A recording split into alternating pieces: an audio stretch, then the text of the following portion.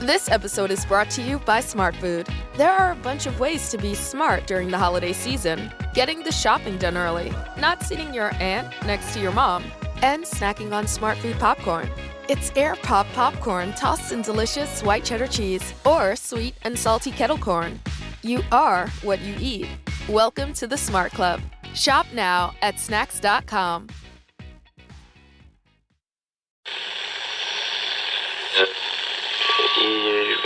Empire.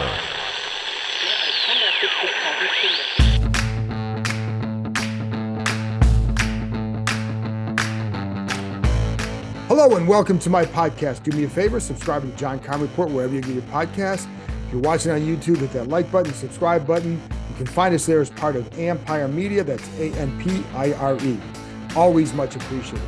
Today, I'm joined by former Washington corner Fred Smoot. Great conversation with Fred, always entertaining. We talk football. We talk what he would do in the rematch against the Giants.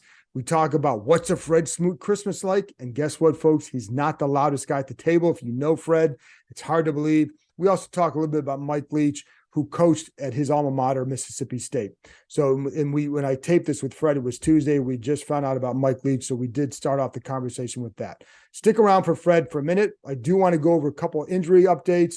And one other thing that I'm asking, I want to help out a little bit here. So if you remember a couple of years ago, I did some private Zooms for people, wanted to talk to people going through maybe a tough time, just to offer you offer somebody a little distraction, talking football, whatever. I'd like to do that again. If you know anybody going through a tough time this holiday period, for whatever reason, drop me a line, hit me up at John_Keim on Twitter. You can drop a line on YouTube under the comments, and we'll connect that way. But take advantage of that, and I appreciate it.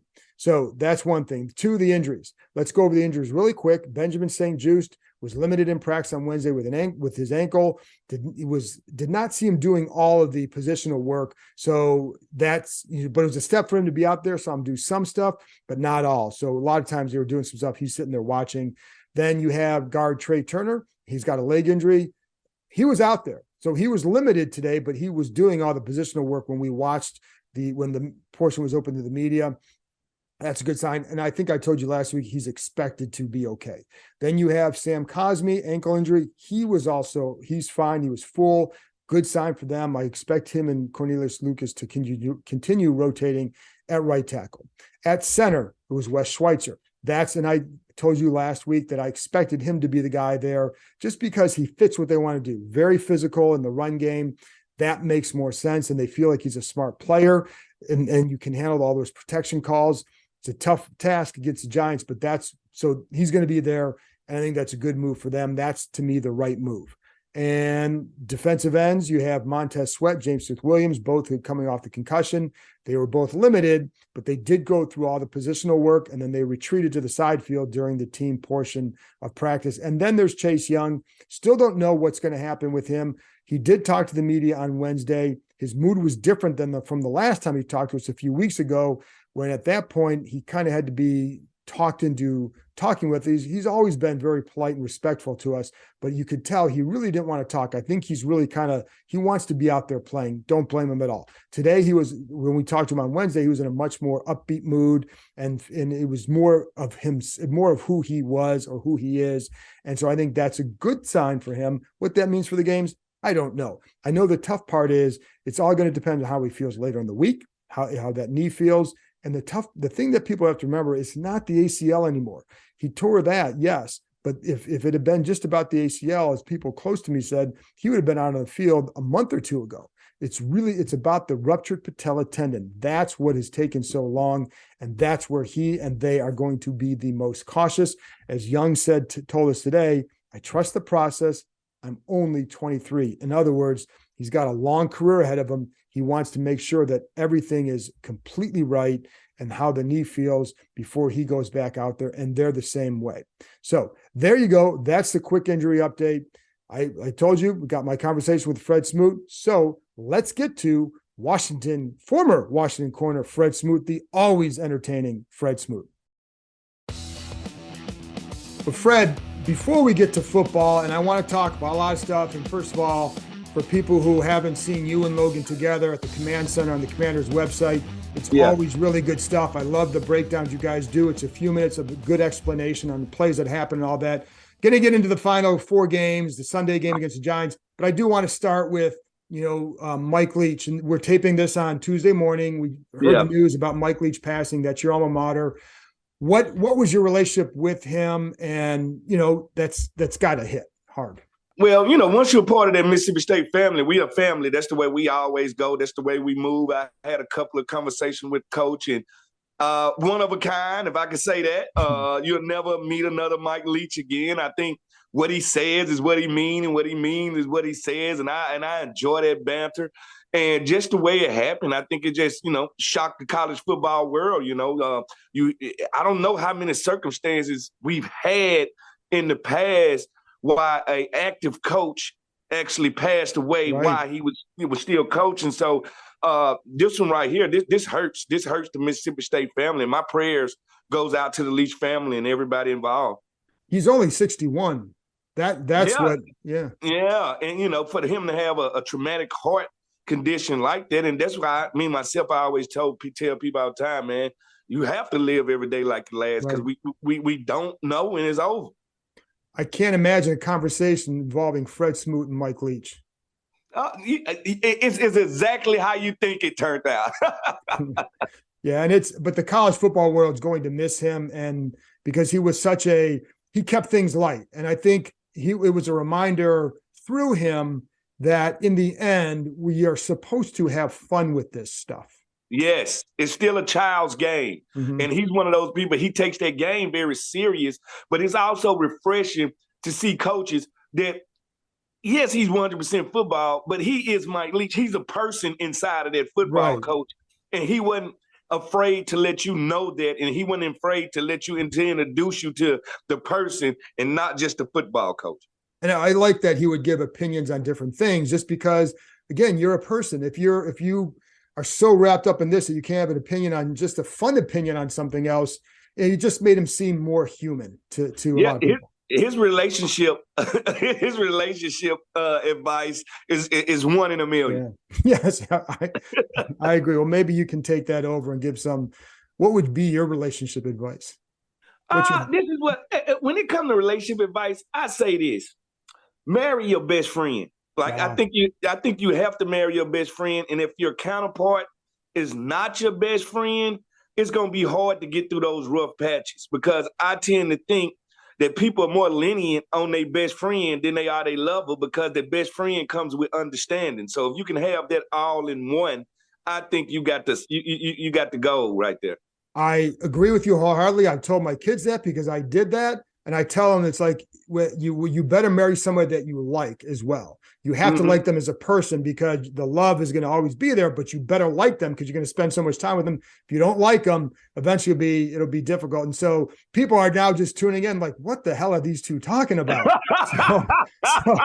So and we're not talking about the fact that we have matching shirts on or sweaters on. So that's what we do, Kyle. We've been here for a long time, bro. Yeah, mine does not say legend, so I think there is a difference here, but I get that. So I need to earn that mark there. But let's talk about this game in general, though. For you, what's it like as a player getting ready? Because these games now, I know like every game matters, right? Yeah. But how different does it feel when you get down to the end of the season and these games become a little bit bigger?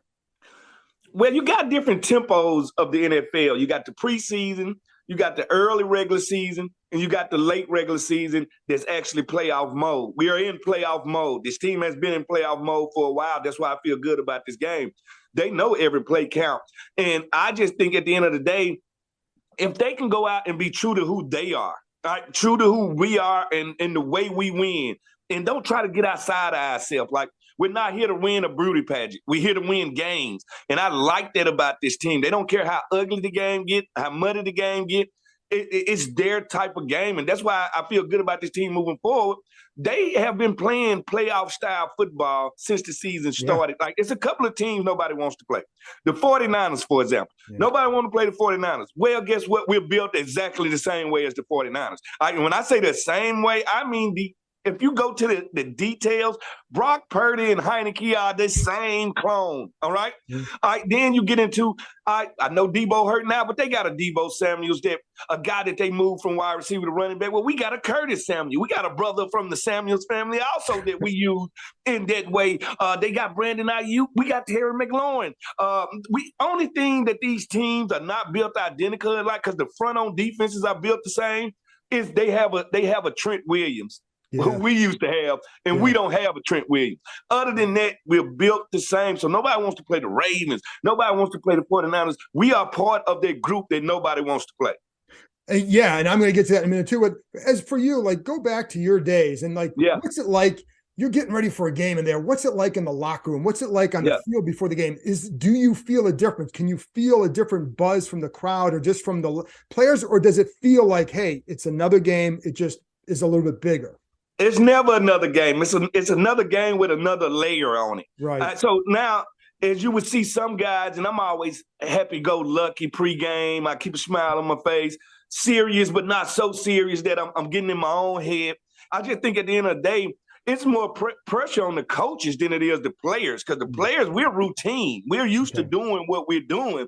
So that chess match is actually against, the Jack Del Rio and Dayball. There go where the confrontation starts, because we're only going to do what they tell us to do anyway. We're going to show up to play, and this team going to show up to play. And that's why I tell people, we done had some, how should I say, frugazi winning over this time, over the last 20 years. This group I feel different about because of the way, not only the way they do win, they're used to winning. Think about most of this majority of this team is from Alabama, Ohio State. Success is nothing new to these guys. They chew it up, they process it, they spit it back out. You see nobody get so high about a win. They stay right in the middle. I enjoy this about this team. They tell me that they're going to win with longevity. This won't just be a flash in the pan. There is a definite mindset that has developed that I think some of those Gibbs teams had when you were here. Like, I thought, like, I always felt like there was a different mindset with that group. And I felt like that one early on when they were 1-4, I remember thinking, boy, they have like really good camaraderie. They really believe in this, but they're not winning. Are they going to waste all that? Well, right now I'd say they're not. No, they're not yet.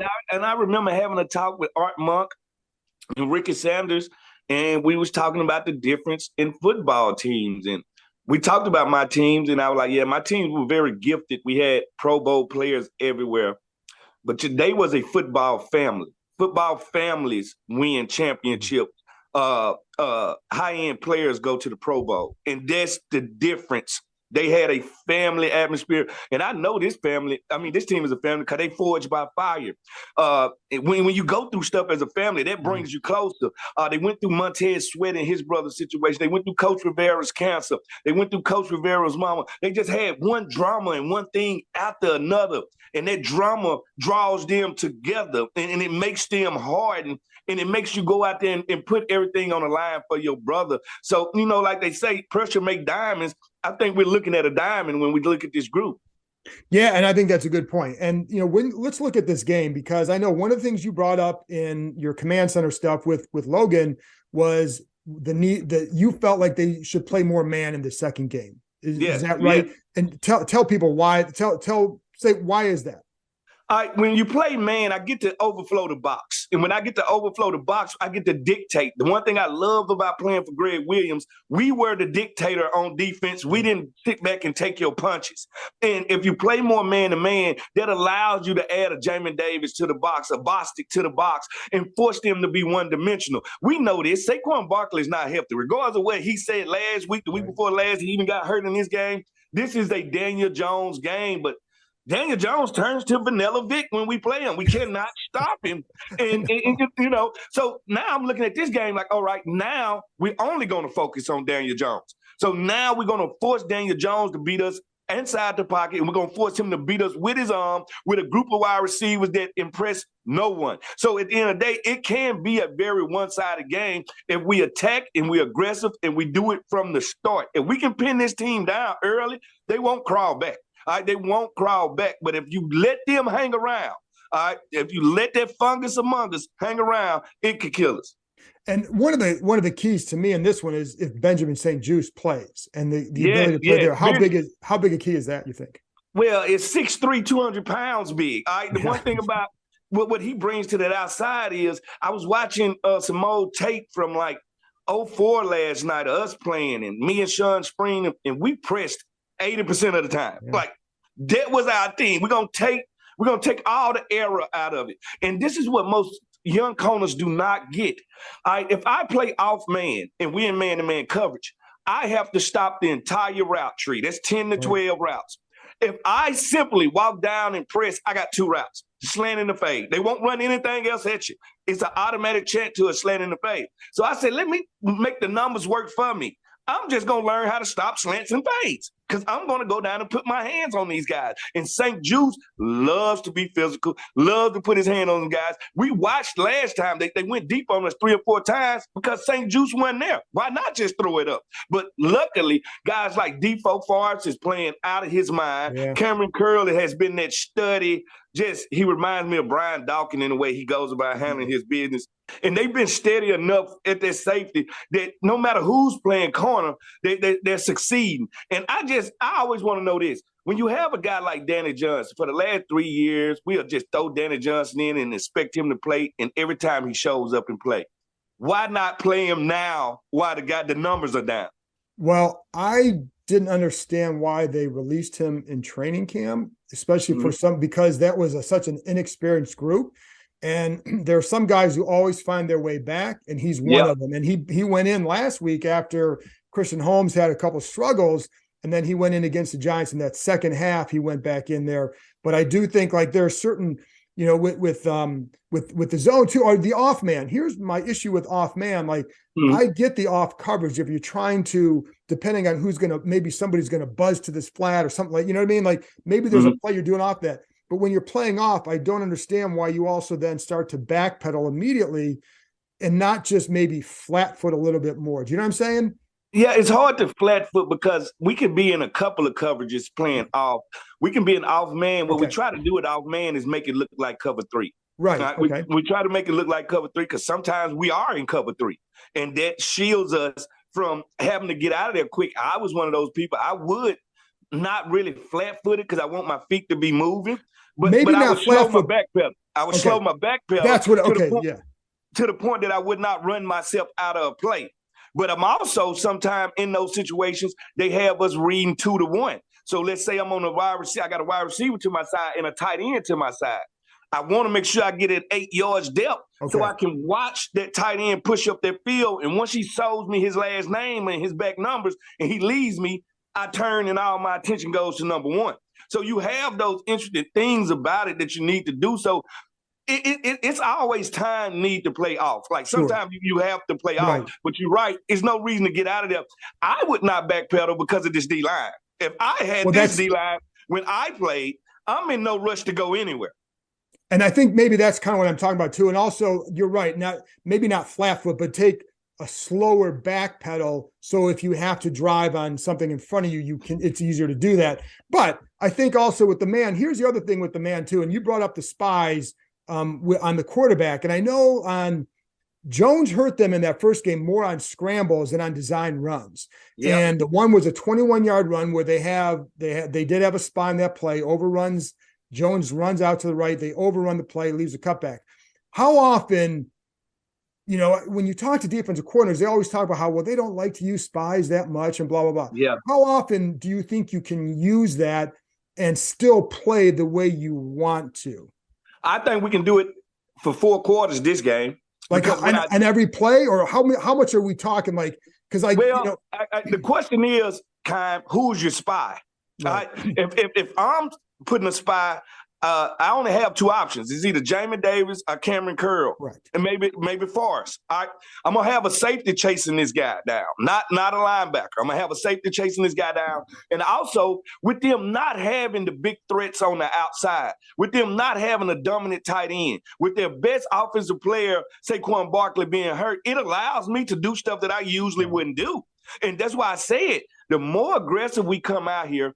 to bring the crowd in the game and take the Giants out the game. That's the whole purpose. But like you said, I would run. It wouldn't be a third down that I would not have a spy on Daniel Jones, because I can't afford to let him get 2 or 3 first downs with his legs this week. I just can't let it happen. So in other words, like you're saying, like use what they don't have to your advantage. To their advantage. You got missing guys. Daniel Jones, the one thing we know about him, if you give him a play, he'll take it. He'll make it, all right? If you make him think and go through his progressions, he tends to turn the ball over.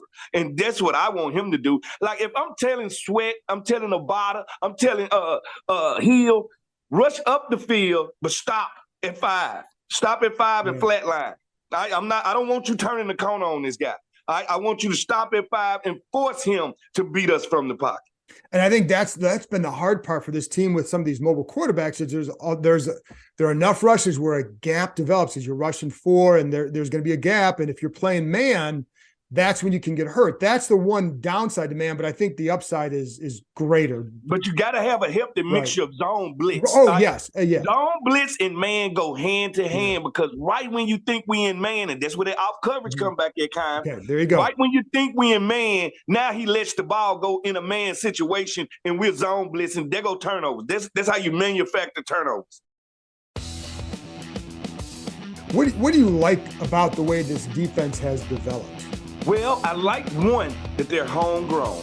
I love the fact that just guys take pride when we're homegrown. I'm a Washington player from the day I was born to the day I ended. All right, and when you come in the locker room with guys like that, and guys are not really cherry picked from every team, it's a certain pride that comes with. John Allen has been a Washington fan his whole life. It's pride that comes with that. Deron Payne, there's pride, there's sweat, there's pride. And like I said, I'm just more inept with these guys and love the fact that they play like a fan. They got each other back. I can tell when people have each other back and they're on the same accord. Like last year when we wouldn't make plays, it would be a lot of talking, but they weren't saying nothing.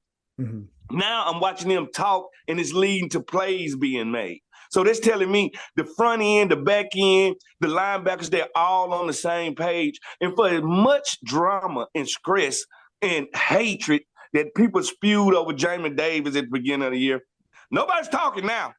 He's playing like a high-level linebacker. He's played well. And I agree. Like the thing that always tweaked me a little bit with that was there was no allowance for growth. And, and you had to see, like last year was not what you would want from a 19th overall pick, but there were flashes toward the end. And so then how do you progress? And he has certainly progressed. And, and that you have to give him credit. Oh, you have to give him credit. And that's what I do love about the Rivera era is he has allowed some guys to mature.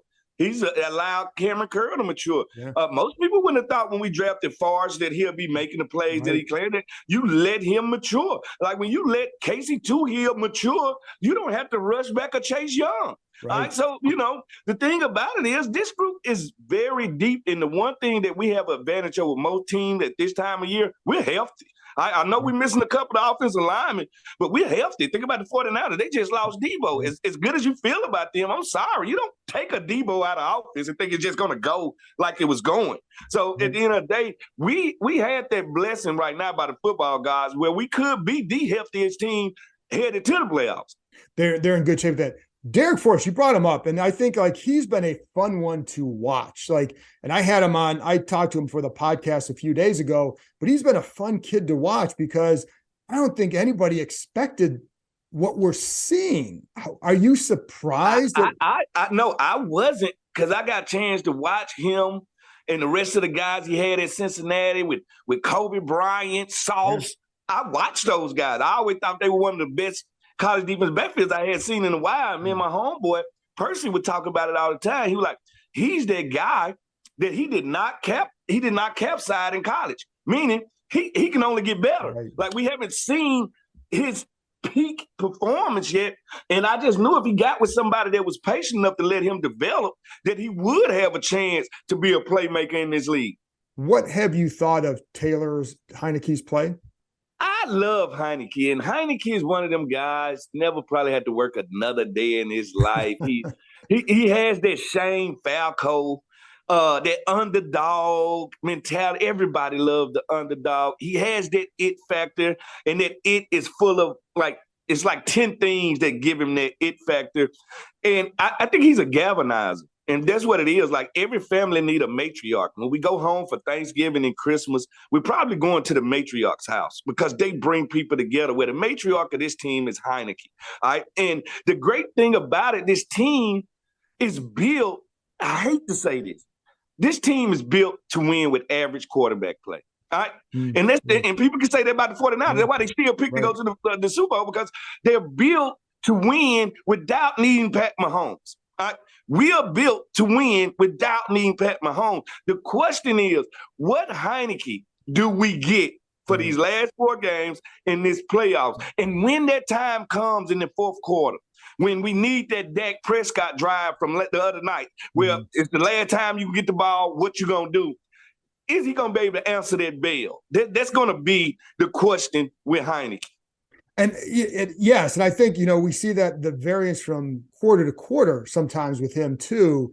What, as a defensive back, when you face a guy like that, because he doesn't have the strongest arm, but he does seem to, he's willing to make a tough throw as well. No, he's willing to make any throw in any one. And everybody talks about his arm. I hate to report the news to people. We signed the guy. He was working at a college. All right, now he went through all season. His arm has got stronger. The question is, I see a little timid in him. When he first came, it wasn't there. It was more heroics. Now I'm seeing him use his feet less, and I'm wondering, have they told him, because we don't want to put the backup in, we need you to be a little bit more careful? Well, I don't think going into the playoff, we're going to need him to be careful. I need Wild Heineke, because I feel like this. Tame Heineke and Wild Heineke are going to make them 2-3 throws a game that can be picked off. So I would rather have the edgy version that's diving for the pylon than the one that's trying to stay in the pocket. And I always, like, my thing with him with the legs, it's always on scrambles and extending plays more than on design runs, because I don't want to see designed runs for him, because to me, you're taking it away from Robinson, Gibson, one of the other targets. But the ability to extend plays like that 4th down against the Giants is huge. And then the throw off that to Samuel was huge. So that's where I think he's at his best, I think. Do you agree? No, I agree. And let's look at the quarterbacks we've won Super Bowls with. Doug, Joe Theismann, Mark Rippon. Nobody at the time would have said they was the Pat Mahomes of their age. No. Coach Gibbs developed a whole team identity to where he could plug and play quarterbacks. Right. We're built very similar to that. Yeah. What have you thought about Jahan Dotson and him being back? How much of a difference can he make? Because, like, the first game's back, they were using him a little bit less, more tight ends. And I know it's a game-to-game game plan situation. Yeah. But he also, the kid can make plays. What do you think of what you've seen from him? He's wise beyond his age. He has this grownness and this subtleness to him. That route he ran where he did the spin move at the end, everybody is so enamored with the spin move. As a corner, I'm so enamored with the stem. How he stemmed off the line. He sat out, he quieted his feet, made the cornerback stop his feet, then made a second move, made him open his hips again, and then left. He left the cornerback by 7 yards off of 2 stems. You usually get that from an 8-year wide receiver, all right? His subtleness, his first step out of cuts is unbelievable. And he's one of them guys, he knows when to use his speed against you. He knows when to outslow you. He knows how to position his body. He's one of those guys, he can pretty much do everything. And the sky's the limit with this kid. Like, sky's the limit with this kid, because he can literally do everything. He's a red zone threat that's not the biggest guy, and that's because of his suddenness. He can beat you down the field because of his speed. I think with Jahan Dotson, I think you got an all-around wide receiver, and he's just scratching the surface. Yeah. That's the scary thing about it. I know. I love watching him. And that route, he threw like a little hesitation move at the end too, which was, it was great. And he creates that separation. And that spin move, me and Logan was talking about, I said, the reason that spin move was so good, he not only got to full speed when he was running, he made that spin move with all of his weight on his heel, not on his tiptoe. So it wasn't going to be a true stop. It was going to be a stop with motion. And like I said, that's That's like veteran stuff right there. That's veteran stuff. How dangerous does it make that receiver and trio? And I know that they want to keep running the ball, and that's their emphasis. Yeah. But then you look at those three guys, how much more dangerous does it make them as a group? It makes them very dangerous. Listen, Terry is so damn good that it's disturbing. I try to tell people this. People don't understand how good he is after the catch. I think Terry could be, besides Tyreek Hill, the best guy after the catch. And do you notice the first man never gets Terry down? Yeah. Never gets Terry down. Terry can get on top of you. Terry can do everything. Imagine if Terry had a franchise quarterback, somebody that he knew was going to give him 130 balls a year. He'll be a 100-catch guy, like easily. Yeah. But he's not the guy that's going to come and yap about it and try to grab that attention. True number one receiver. If I go down the playoff teams in the NFC, maybe A.J. Brown, you would want to take over him, but who else would you take over him in the NFC? It's not Brandon Ayuk. It's not like he would be that guy. And Curtis Samuels, he the brother of Debo to me, but nobody treats him like that. No, I think he can do everything Debo can do. Yeah. He can do everything Debo can do. He's a Swiss Army knife. I would actually like to see him return some punts. Then you match him with a Johan Dotson. All three of these guys can beat you one-on-one. You can't. Who are you going to double? That's the question. You double Terry, the other two going to do surgery on you. Right. And I think they're going to, if they can stay together, they're going to open it up for each other. I agree on Jahan, especially. The funny thing is, after that catch the other day, it felt like it turned into a punt return situation for him because he's used to that open field, has some room to make some moves. With Terry, last thing on Terry, what is something that, we've talked a lot about him and how good he is, but as a cornerback, what is something that he does that you say people don't talk enough about this, and it's one reason why he's hard for a corner to defend? Is there anything? Let me open this dictionary. All right, check this out. When it comes to this guy, the better the competition, the better he plays. Yeah. You show me a scary defense, I show you a Terry defense. He will dominate them. My guy, Big Play Slay, Mississippi State Bulldog. He has problems with nobody but Terry McLaurin. Yeah. He can't figure him out, can't stop it. Because if I'm a wide receiver and I'm trying to diagnose him, I'm studying him during the week, I'm like, all right, he fast as hell, but that ain't his defining factor. He come out of cuts quick. That's not his defining factor. He never misses a drop of ball. That's still not his defining factor. He does everything well. He does nothing great. All right? So when you have no defining factor as a wide receiver, you are harder for me to stop.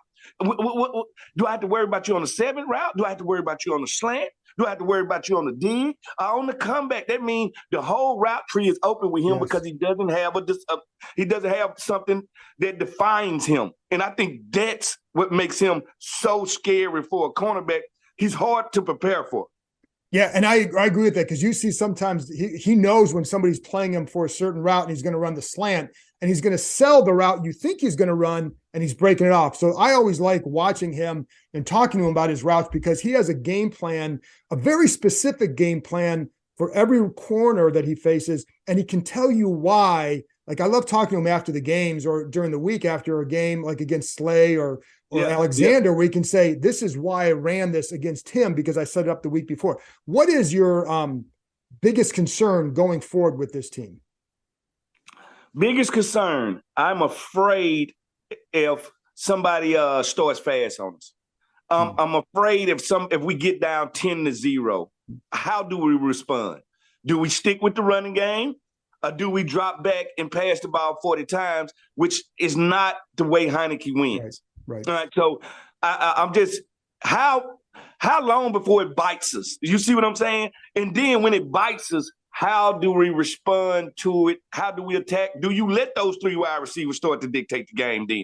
And that's the question. And if that happens, do coach and them find themselves in a situation where they say we need the long ball and they throw Carson back in it? Like people are so enamored by Heineke. I just still think it's a play in there for Carson if push comes to shove. Right. Now, last thing, we're close to Christmas. What's a Fred Smoot Christmas look like? You know me, I I was just talking like I love to put the train set around the Christmas tree. I love to do little stuff for my kids. I'm an only child, so my mama always made Christmas special for me. So I like to hang stuff around the house. You'll probably get a rotten tooth in my house because I got like candy everywhere. And I'm not like 1980, so it won't be no fruitcake nowhere, John. I have candy everywhere, but it's all about my kids. It's all about my family. I get to enjoy everything. I got to go home on Thanksgiving. To a Smoot Thanksgiving and nothing like that. Got to go to the Egg Bowl. Got to watch Mississippi State win. So it felt good just to go back home for the holiday. What's it like when the Smoots all get together? Are you the loudest one, or how do you? I'm not. My aunts, my aunties, they are so loud. And not only did we have a good Thanksgiving after I came back from the game, we always have a football game that get played in the backyard. And this is women and men in my family. And the funny part about it, Thanksgiving, when my mom found out she was pregnant with me, she was playing football against my uncle and my aunties, and my uncle tackled her, and she got sick, and they took her to the hospital, and they were like, "Nah, you're pregnant." So it's a whole universal thing that goes around with my family in Thanksgiving football. That's fantastic. I didn't know that. That's great. How do you do in those games now? Listen, I get out there and get hurt. I ain't got no more plays left in me. I got a couple of young cousins. One, he's just started in junior college. We got a couple of more coming. So we got some young, smooth athletes coming. Fred, you're the best. Thanks a lot, man. Anytime, Con. That's it for this episode. Thanks to Fred for joining me, and thank you, as always, for tuning in. Remember, take advantage of that offer I made. Really would like to try and provide a distraction for somebody if they're going through a tough time. The next podcast will come out. It'll be with keys and predictions. It'll come out Saturday. So I will talk to you next time.